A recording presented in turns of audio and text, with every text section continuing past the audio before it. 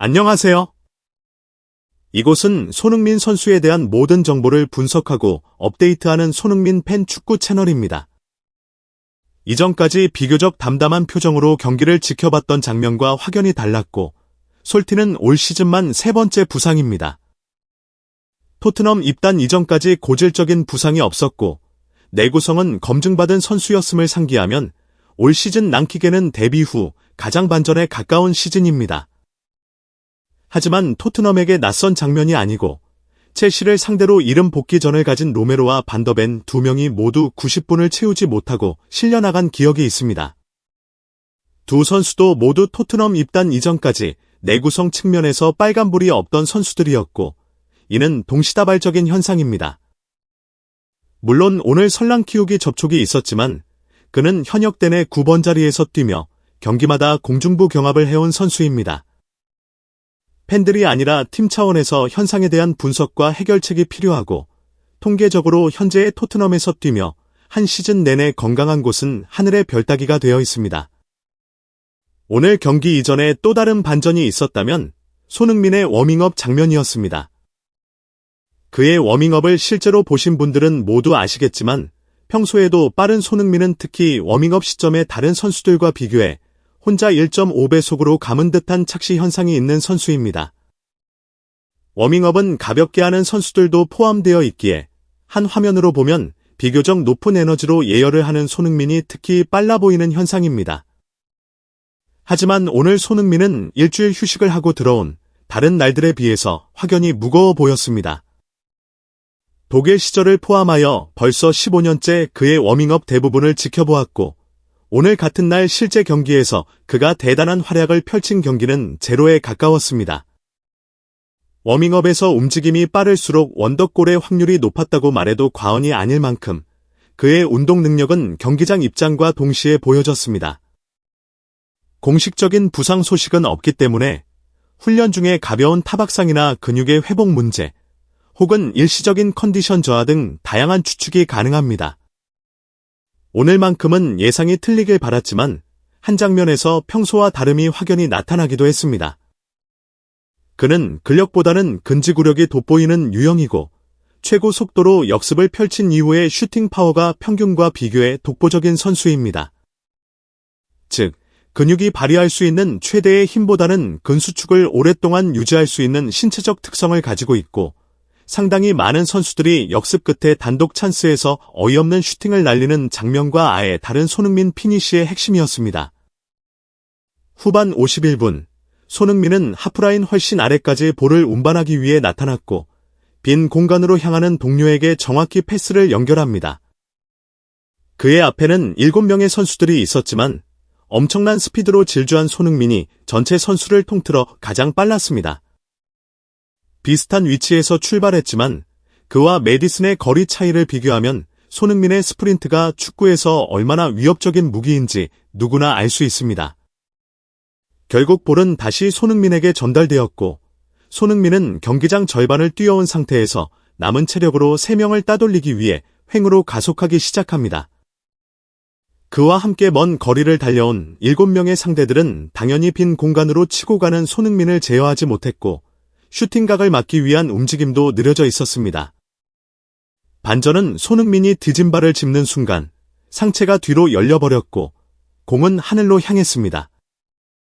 보통 선수가 경기장 반을 달려와서 홈런을 날리는 것은 경기마다 보여지는 익숙한 장면이지만 손흥민은 슈팅 상황에서 상체 각도를 내리는데 거의 목숨을 거는 선수입니다.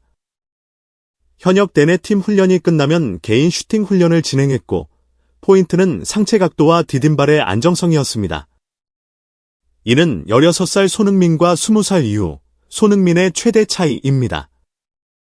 달리는 폼이나 드리블 시 습관들은 과거와 비슷하지만 그의 슈팅 폼과 디테일은 아예 다른 사람이라 봐도 될 정도로 차이가 있습니다.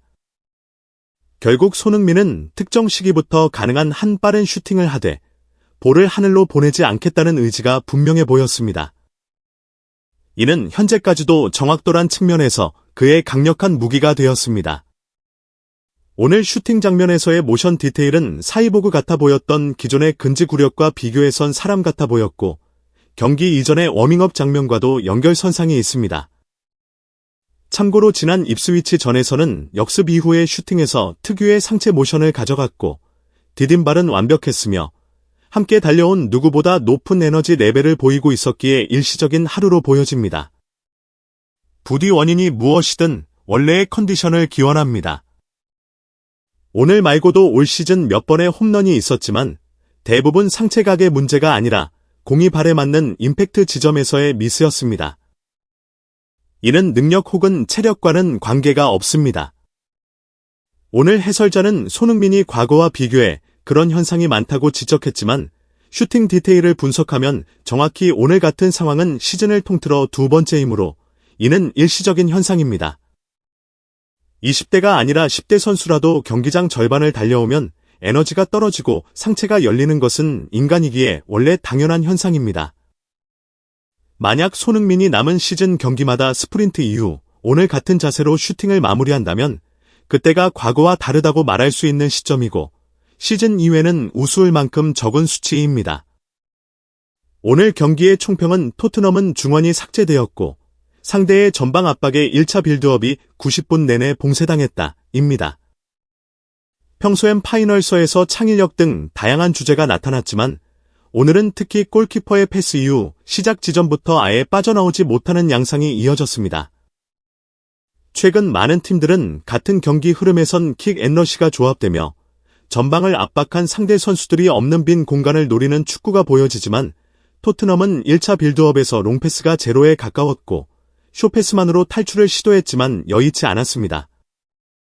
또한 최근 경기들에서 토트넘이 좌측면에 너무 많은 의존을 하고 있고 특히 손흥민이 빌드업을 위해 최후방으로 내려가는 빈도가 지나치게 높아 정작 공격 상황에선 우측 라인에만 과도하게 기회가 창출되었습니다.